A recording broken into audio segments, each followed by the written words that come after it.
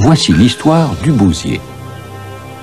Parmi les éboueurs de la nature, auxquels il convient de rendre hommage, figurent les scarabées qu'on appelle coprophages, littéralement mangeurs d'excréments, communément les bousiers. On peut leur décerner la poubelle d'or.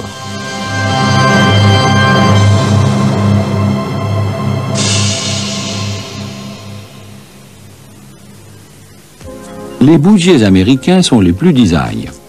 Exemple Phanaeus imperator ou son cousin violet.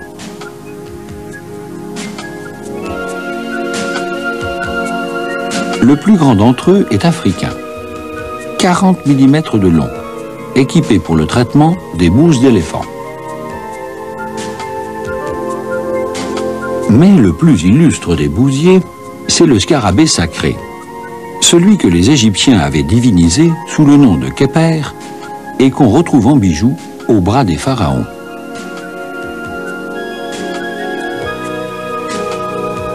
Sa spécialité, confectionner, à partir des bouses de vache, des boulettes plus grosses que lui, qu'il fait rouler jusqu'à un endroit où il les enterrera pour nourrir ses larves.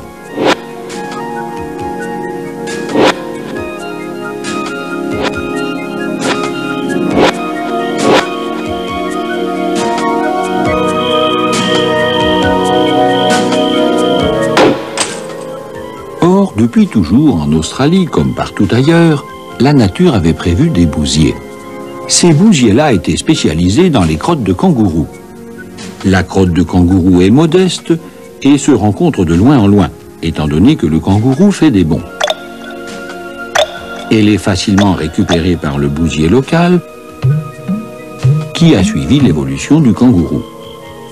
Tout va donc bien en Australie jusqu'en 1788.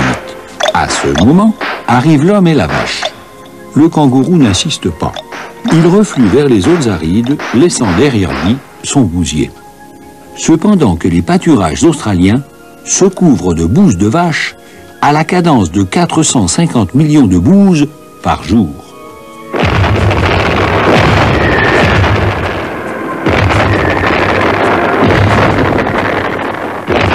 Les bousiers australiens, spécialisés dans la crotte marsupiale, dont le côté parcimonieux leur suffisait amplement, sont débordés, si bien que recouverte, écrasée, l'herbe meurt.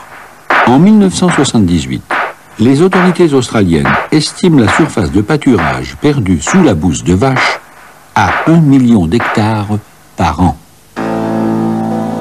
Que faire? À partir de 1960, les Australiens favorisent l'entrée de dizaines d'espèces de bousiers immigrés, africains et européens.